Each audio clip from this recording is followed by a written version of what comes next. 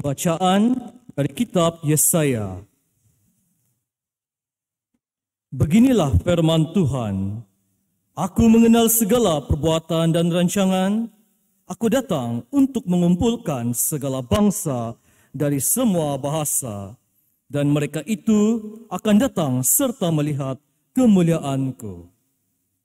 Aku akan menaruh tanda di tengah-tengah mereka dan akan mengutus dari antara mereka orang-orang yang terluput. Mereka ini akan kuutus kepada bangsa-bangsa, yakni Tarsis, Pul, dan Lut. Mereka akan kuutus ke Mesek dan Rozi, ke Tubal dan Yawan, ke pulau-pulau yang belum pernah mendengar kabar tentang aku dan yang belum pernah melihat kemuliaanku, supaya mereka memberitakan kemuliaanku di antara bangsa. Itu akan membawa semua saudaramu dari segala bangsa sebagai korban untuk Tuhan. Mereka akan membawanya di atas kuda dan kereta dan di atas usungan, di atas banggal dan unta betina yang cepat, ke atas ke Yerusalem. Sama seperti orang Israel membawa korban dalam wadah yang tahir ke dalam rumah Tuhan, juga dari antara mereka akan kuambil imam-imam dan orang-orang Lewi. Demikianlah sabda Tuhan.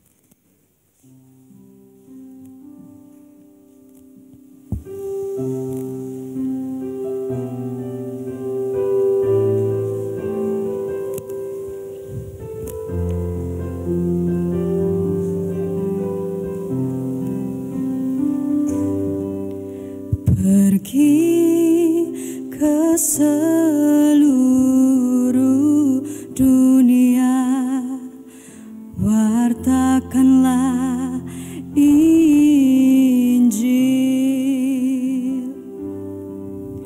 Pergi ke seluruh dunia, wartakanlah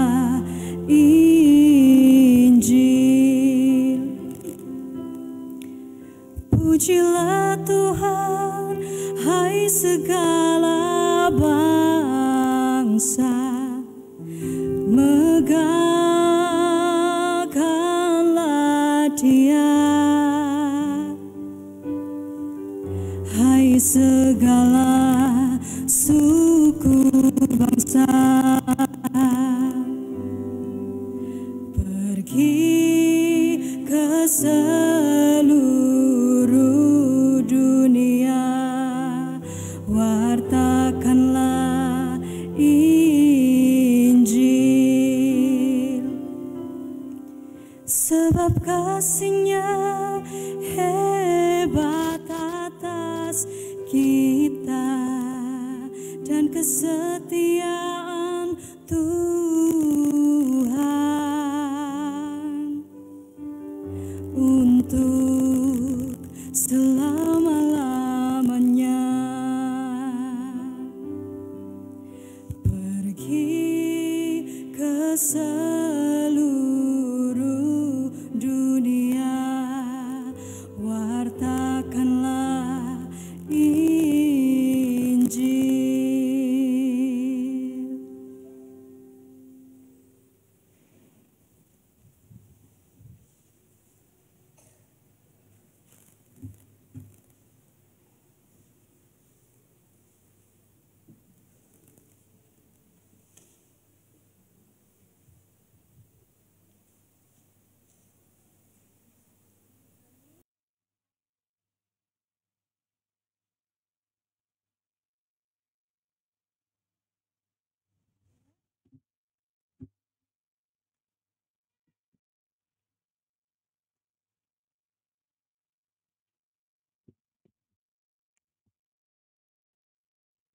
Pembacaan dari surat kepada orang Ibrani.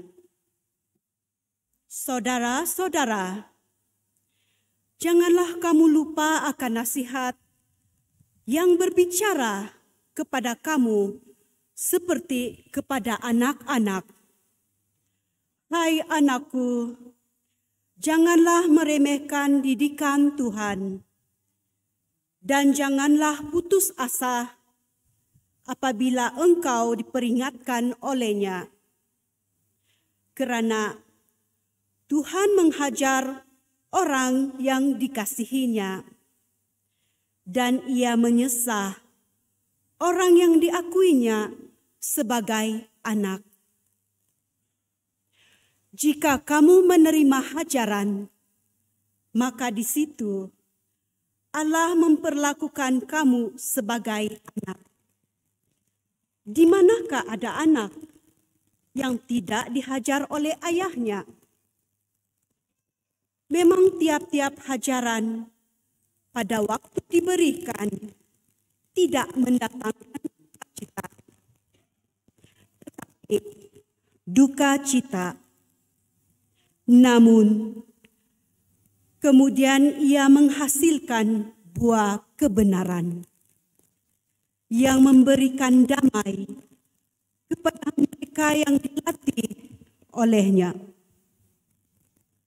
Sebab itu, kuatkanlah tangan yang lemah dan lutut yang goyah, dan luruskanlah jalan bagi kakimu, sehingga yang pincang jangan terpelecok, tetapi menjadi sembuh.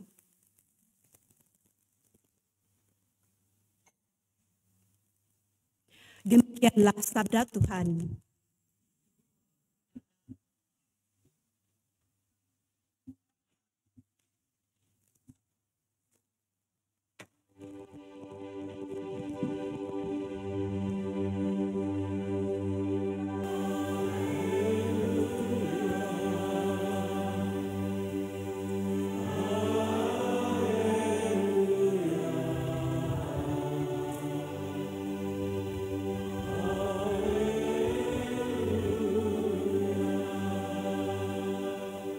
Akulah jalan, kebenaran dan hidup, sabda Tuhan.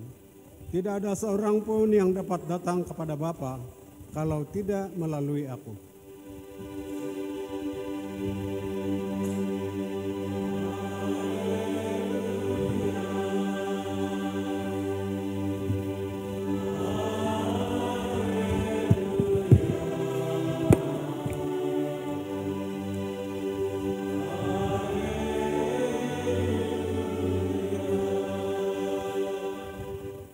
Tuhan bersamamu. Inilah Injil Yesus Kristus menurut Lukas. Dalam perjalanannya ke Yerusalem, Yesus berkeliling dari kota ke kota dan dari desa ke desa sambil mengajar. Lalu ada seorang yang berkata kepadanya, "Tuhan, sedikit sajakah orang yang diselamatkan?" Jawab Yesus kepada orang-orang di situ, "Berjuanglah untuk masuk melalui pintu yang sempit itu, sebab aku berkata kepadamu, banyak orang akan berusaha untuk masuk, tetapi tidak akan dapat. Jika tuan rumah telah bangkit dan telah menutup pintu, kamu akan berdiri di luar dan mengetuk-ngetuk pintu sambil berkata, 'Tuhan, Tuhan, bukakanlah pintu bagi kami.' Tetapi dia akan menjawab dan berkata kepadamu, 'Aku tidak tahu dari mana kamu datang.' Lalu kamu akan berkata, 'Kami telah makan dan minum di hadapanmu, dan engkau telah mengajar di jalan-jalan kota-kota kami.' Tetapi dia akan berkata kepadamu, 'Aku tidak tahu dari mana kamu datang. Enyahlah dari hadapanku, hai kamu sekalian yang melakukan kejahatan. Di sana akan terdapat ratapan dan keratak gigi, ketika kamu melihat Abraham dan Ishak dan Yakub dan semua nabi di dalam kerajaan Allah, tetapi kamu sendiri dicampakkan keluar. Orang akan datang dari timur dan barat, dari utara dan selatan, dan mereka akan duduk makan di dalam kerajaan Allah. Sesungguhnya ada orang yang terakhir yang akan menjadi orang yang pertama, dan ada orang yang pertama yang akan menjadi orang yang terakhir. Demikianlah sabda Tuhan.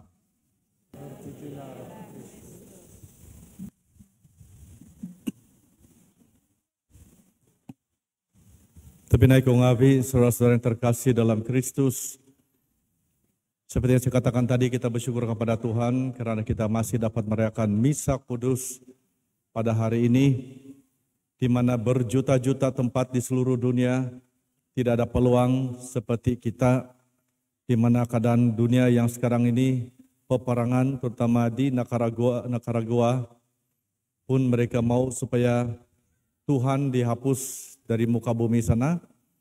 Dan kita lihat juga keadaan-keadaan bencana, keadaan-keadaan penyakit yang berleluasa, peperangan, pembunuhan, dan macam-macam terjadi dalam dunia pada saat ini. Dan itulah sebab kalau kita lihatkan pada hari ini, kita merasai sesuatu yang belenan. Tidak ada yang kekal dalam dunia ini. Tidak ada yang kekal apa saja yang kita miliki. Sebab itulah carilah kerajaan surga dulu. Dan hari ini Yesus dalam perjalanan ke Yerusalem, tiba-tiba ada seorang bertanya kepada dia, Tuhan, sedikit sajakah orang yang diselamatkan? Atau dalam bahasa yang paling senang, Tuhan, sedikit sajakah yang masuk surga? Keselamatan adalah anugerah yang diberikan oleh Tuhan secara percuma. Keselamatan. Seperti dalam pembacaan kita dengar tadi, bagaimana keselamatan itu adalah diberikan kepada setiap orang. Tapi adakah kita menerimanya atau tidak? Dan sebab itulah pertanyaan ini sangat penting. Sedikit sajakah yang masuk surga? Dan Yesus, orang ini mau supaya Yesus memberitahu jawabannya. Tapi Yesus tidak memberi jawaban, tetapi dia memberi perumpamaan. Satu pintu sempit, satu pintu yang tertutup. Dan sebelum itu saya mau tanya kamu di sini semua. Kamu semua mau masuk surga kah ini? Mau masukkah? Ada satu cerita. Kamu sudah dengar itu cerita? Belum kan, habis saya belum cerita. Pagi tadi sudah saya cerita. Ini berkenan tentang anak-anak PMG, sekolah minggu. Waktu itu sister yang punya kelas. Dia bertanya tuh anak-anak, macam juga saya tanya kamu tadi, semua pun mau pergi surga. Dia tanya tuh anak-anak semua, siapa yang mau masuk surga? Semua anak-anak angkat tangan, saya sister. Tapi ada 2 orang tidak angkat tangan. Ada 2 budak tidak angkat tangan. Jadi itu sister tanya, kenapa kau tidak mau pergi surga? Kenapa kau tidak mau ikut-ikut yang lain mau pergi surga? Dia tanya dalam sekolah minggu. Kau tahu apa itu anak jawab? Itu anak menjawab, dia bilang, sister, dia bilang, dia mau nangis sudah. Mama saya cakap selepas balik dari sekolah minggu terus pulang. Kemudian dia tanya lagi yang satu, kenapa kau tidak mau masuk surga? Yang satu pun kasih nampak muka saplusin, dia bilang, sister, saya tidak mau pergi surga sebab kalau mau pergi surga mesti mau mati dulu. Jadi saya tanya kamu sekarang, kamu mau pergi surga kah? Macam tidak saja kamu mau pergi surga nih. Sekarang kamu mau pergi surga kan nih? Kalau mau masuk surga ada dia punya price. Dia bilang, Pak, ada dia punya harga. Surga bukan murah tau. Kau harus melalui pintu yang sempit, pintu yang tertutup semua itu. Anak itu menjawab dengan benar.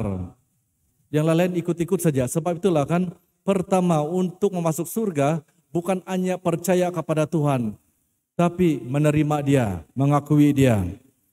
Sebab itulah dalam Injil pada hari ini, Tuhan, sedikit sajakah orang yang diselamatkan? Jawab Yesus kepada orang-orang di situ, berjuanglah untuk masuk melalui pintu yang sempit. Itu sebab aku berkata, banyak orang akan berusaha untuk masuk tetapi tidak dapat. Macam juga sembahyang hari Minggu. Jam 7 pagi, jam 9 pagi, dulu jam 10 lebih. Bila anak kasih pindah pergi jam 7 semua komplain. Pada awal juga itu susah mau pergi sembahyang. Kau taruh pukul 8, pukul 9 pun sama juga komplain itu. Jadi daripada kita saja itu mau menyahut atau tidak. Sebab untuk masuk surga, kita harus jadi full time Christian. Christian sepenuh masa. Kalau boleh 24 jam Christian. Atau 7 hari dalam 1 minggu menjadi seorang Christian. Full time Christian. Supaya kita dapat memasuki surga. Dan di sini kita lihat, jika tuan rumah telah bangkit dan telah menutup pintu, kamu akan berdiri di luar. Dan mengetuk pintu, sambil berkata, Tuhan bukalah pintu bagi kami. Apa Tuhan itu cakap? Aku tidak tahu dari mana kamu datang. Bayangkanlah bila kita berhadapan dengan Tuhan pada akhir zaman nanti, di mana kita berhadapan dengan Yesus yang berdiri, yang menghakimi orang mati dan orang hidup. Dan dia akan berkata, dan bila kamu mau berkata, dia bilang, Tuhan kau tahu, saya yang selalu ikut seminar. Tuhan kau tahu, saya yang selalu mengajar di siring-siring jalan. Tuhan kau tahu, saya pernah menyembuhkan orang sakit. Tuhan kau tahu, saya adalah seorang katekis. Tuhan kau tahu, bapak saya adalah seorang katekis. Tuhan kau tahu, saya punya adik adalah father. Kata apa Tuhan jawab? Bukan dia bilang, aku tidak kenal kau. Tapi kau bagi lagi alasan, akulah yang kasih itu mengajar di sekolah minggu. Apa Tuhan cakap? Itu dulu. Saya yang itu selalu membaca di dalam gereja. Itu dulu. Saya yang selalu beritahu orang supaya datang ke gereja. Itu dulu. Tapi saat-saat saya mau datang, apa kau buat? Kau tinggal bomo bila kau sakit. Kau kata kau kena buat orang. Kau curi tandan kelapa sawit orang. Kau curi kantalan gata. Kau curi banyak. Kau buat jahat. Ingatlah kepada aku, dia bilang, kamu yang berbuat jahat. Sebab itulah, kita dituntut untuk menjadi Kristen sepenuh masa, bukan separuh masa. Kalau kamu separuh masa, boleh juga lah. Part time di neraka, part time di surga. Kamu mau kah? Tetapi kalau kamu part time di neraka, tidak boleh masuk, sudah pergi surga tahu. Macam-macam kau sembahyang pun kau tidak akan masuk. Sebab itu adalah pilihan kamu. Dan itulah sebab hari ini, dia memberi perumpamaan. Yesus memberi perumpamaan, berjuanglah untuk masuk melalui pintu yang sempit itu, sebab aku berkata banyak orang akan berusaha untuk masuk, tetapi tidak dapat. Kenapa tidak dapat? Karena kesombongan, dosa, dan berbagai kejahatan itu yang membuatkan mereka tidak boleh masuk. Dan kedua, perumpamaan dia adalah pintu yang tertutup. Jadi sebab itulah kan kita selalu putus asa. Bila kita berdoa, minta supaya Tuhan sembuhkan, tetapi tidak sembuh, terus kita bilang, Tuhan tidak mendengar. Terus kita pergi agama lain, terus kita pergi kepercayaan lain. Iman kita sama Tuhan terus hilang. Bila karena itu pintu. Sebenarnya Tuhan mau melihat juga sejauh mana iman kamu. Seperti Santa Monica.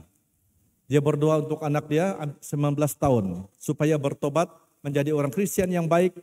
Tetapi 19 tahun, bayangkanlah itu doa dia macam tidak Tuhan dengar. Tapi sebenarnya Tuhan mendengar, tapi jawaban dia nanti dulu. Dan selepas itu anak dia Agustin yang nakal itu, yang jajal itu, bukan saja jadi orang Kristen yang baik, tapi menjadi seorang padri dan menjadi uskup dan doctor of the church dan saint. Dan semua ini karena kesabaran. Itulah sebab kalau mau masuk surga, surga bukan murah. We have to pay the price. Dia bilang dalam bahasa dusun Kimanis. We have to pay the price. Kita harus berusaha untuk menjadi yang baik. Kadang-kadang untuk menjadi yang terbaik. Baik daripada yang kemarin. Dan sebab itulah kan untuk masuk surga dia bilang kita harus lakukan apa yang diminta oleh Tuhan. Tetapi dia akan menjawab dan berkata, aku tidak tahu dari mana kamu datang, lalu kamu akan berkata, kami telah makan dan minum di hadapanmu dan engkau telah mengajar di jalan-jalan kota kami. 2 hari yang lalu saya pergi austasi di kawasan Kantas. kawasan zon perancangan. Bila kami pergi di sana kan, saya punya kereta baru pergi di sana. Dan lepas itu hangkang balik sebab jalannya memang bikin keras tai. Bila yang dekat bandar barulah bikin licak tai. Di sana bikin keras tai bukan main, kau menangis pun tidak guna. Sebab kenapa? Memang teruk berhabis. Sistem jalan raya memang teruk. Jadi dalam perjalanan itu, sesampai kami di tempat itu, sedikit saja orang. Mungkin ada beberapa tumpuk, mungkin 8 orang saja. Dan bila saya tanya itu katekis di sana mana yang lain, pada jauh mau pergi chapel, memang ada jauh sedikit. Jadi saya kasih tanya orang, kalau ada keramaian sebelah sana chapel, dong datang gitu ah? Oi datang pada. Memang kalau ada pengiriman dong datang, tapi mau pergi gereja banyak alasan. Itulah sebab bila kau akhir zaman, Tuhan akan berkata, aku tidak tahu dari mana kamu datang.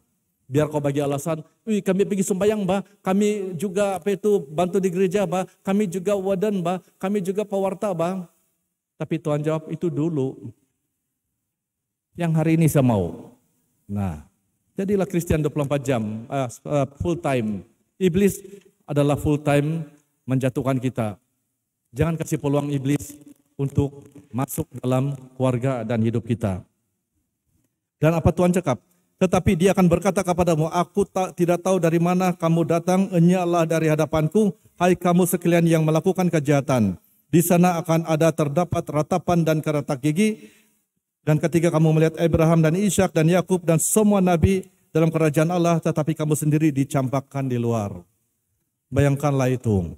Sebab itulah, orang akan datang dari timur dan barat, dari utara dan selatan, dan mereka akan duduk makan di hadapan di dalam kerajaan Allah.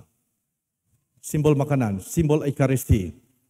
Dan itulah sebab sesungguhnya ada orang yang terakhir yang akan menjadi orang yang pertama, dan ada orang yang pertama menjadi orang yang terakhir. Bangsa Yahudi mengatakan mereka adalah bangsa pilihan Tuhan.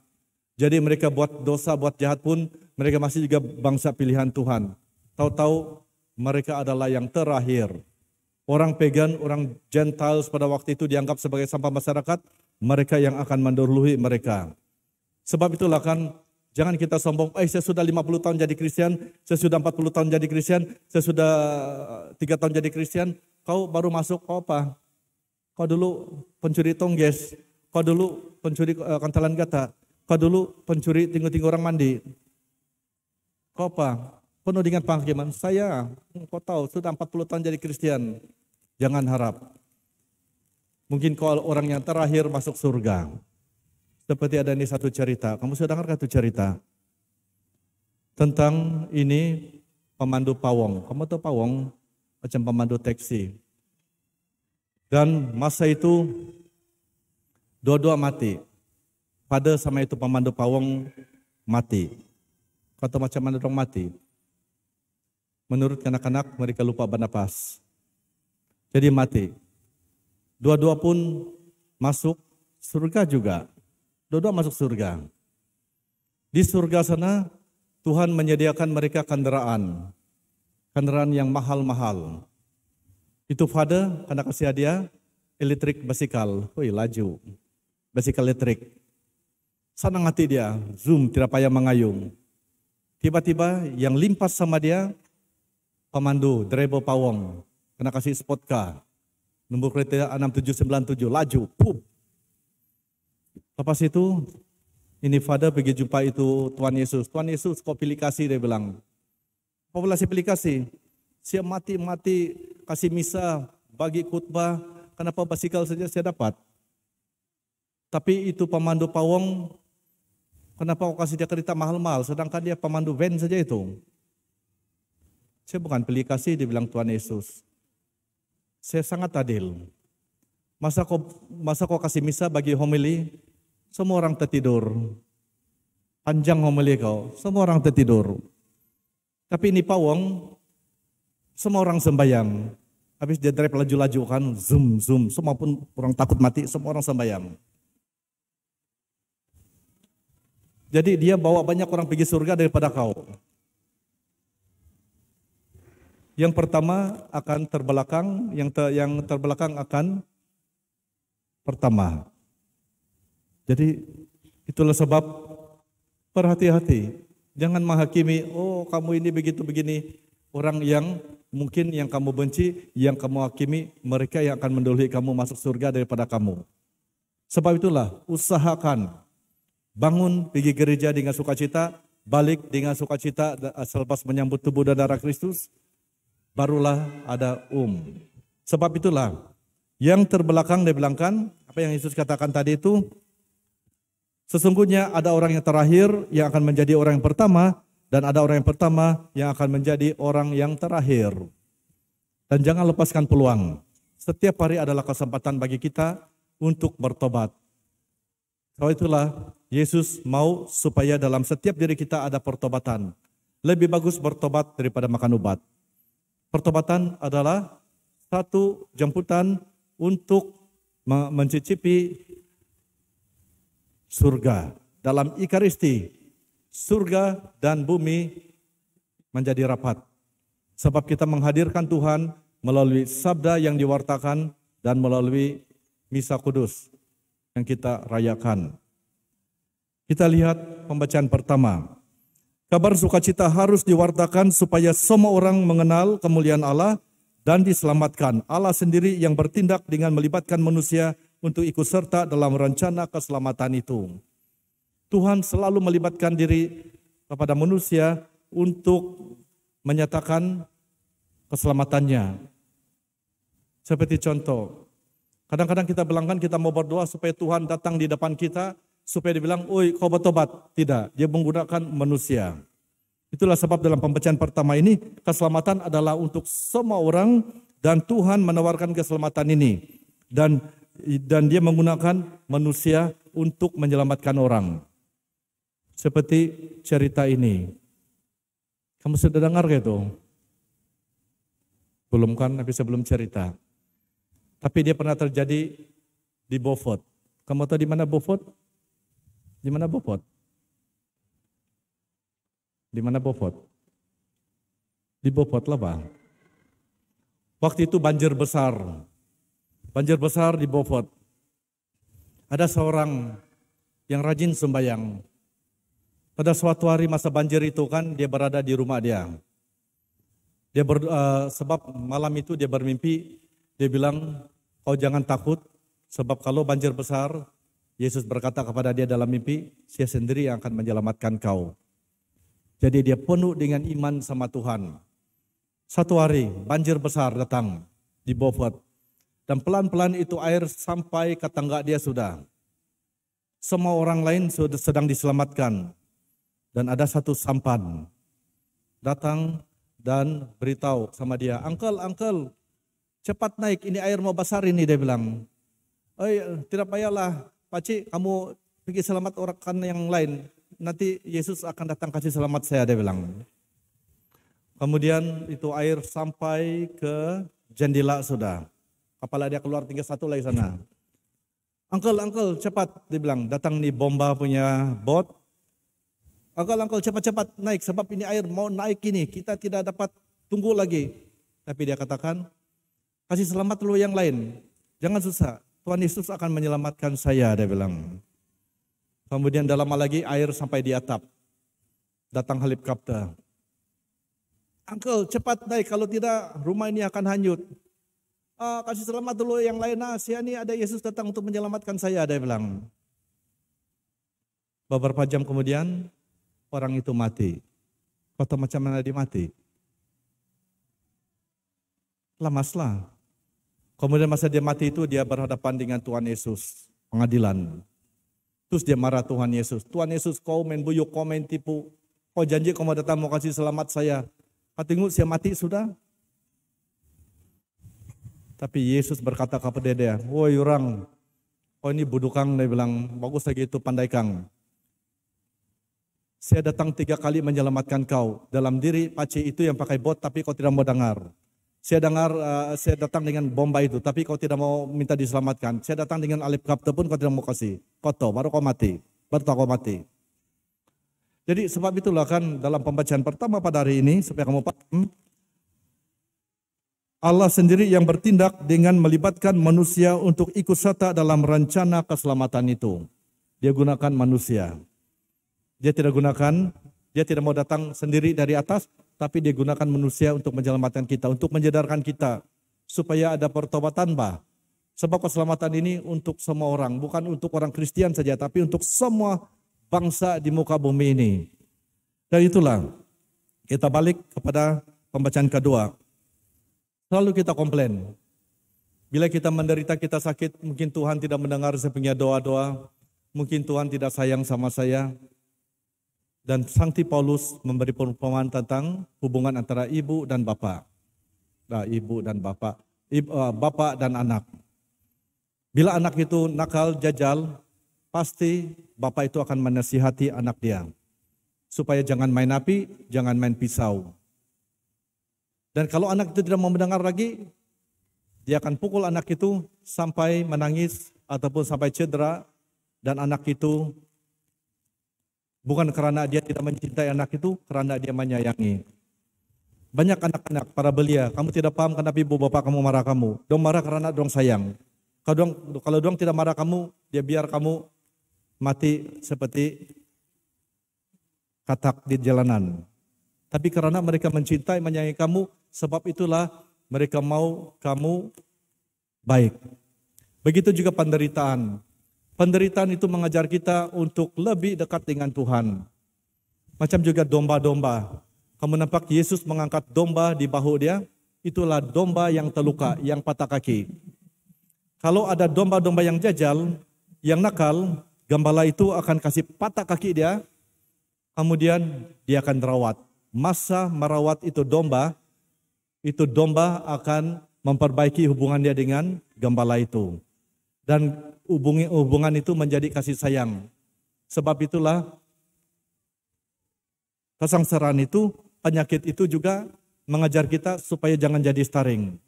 Mengajar kita supaya jangan pikir bahwa dengan apa yang kau ada itu boleh menjamin kehidupan kau. Sebab itulah, di mana ada anak yang tidak diajar oleh ayahnya, memang tiap ajaran pada waktu diberikan tidak mendatangkan sukacita, tetapi duka cita. Namun kemudian ia menghasilkan buah kebenaran, sukacita. Macam juga itu domba, apabila dia sembuh, di sana ada sukacita. Begitu juga anak-anak, bila kamu sudah selepas terluka, dan bila kamu besar, kamu terpikir, betul juga apa yang ibu bapak saya katakan.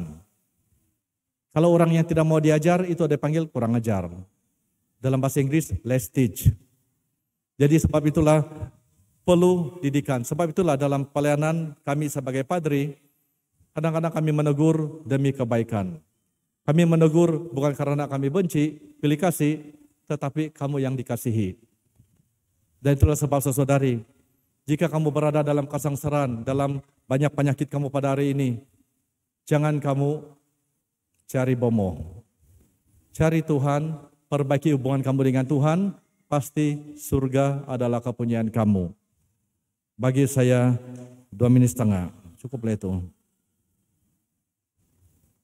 Bila kita mau datang ke gereja, kita harus membawa sukacita. Kita datang dengan muka 10 sen, kita balik dengan muka 50 sen. Kenapa? Sebab sabda Tuhan, sakramen yang kita terima itu akan mengubah hidup kita menjadi seperti yang dia ingini. Jangan pernah, saya itulah dalam pembacaan kedua ini, jangan kamu pernah lelah untuk mengimani Tuhan. Jangan kamu pernah lelah walaupun kamu berhadapan dengan banyak penderitaan, penyakit. Tuhan, God is in control. Apa yang diperlukan adalah bukan saja untuk percaya sama Tuhan, tidak cukup. Kita harus mengimani dia, barulah cukup. Sebab itulah jangan jadi Kristen part-time, jadilah full-time Christian. Sebab Tuhan datang bila-bila. Dia tidak kasih tahu minggu depan saya datang atau bulan 12 saya datang, dia datang bila-bila. Itulah sebab bila dia datang tiba-tiba, kau didapati tidak waras, tidak mengimani, biar kau katakan, saya pernah pergi sembahyang, Tuhan bilang, saya tidak kenal kamu. Masuklah ke tempat di mana ada ratapan gigi dan tempat yang gelap. Maka dari itu saudari, marilah kita rayakan Ekaristi pada hari ini dengan penuh kesyukuran. Sebab kehendak Tuhan agar setiap diri kita diselamatkan. Bukalah pintu hati kita lebar-lebar dan benarkan Tuhan mengubah hidup kita, benarkan Tuhan memperbaiki hidup kita, benarkan Tuhan menjadi Tuhan dan Raja kita. Amin. Sila berdiri.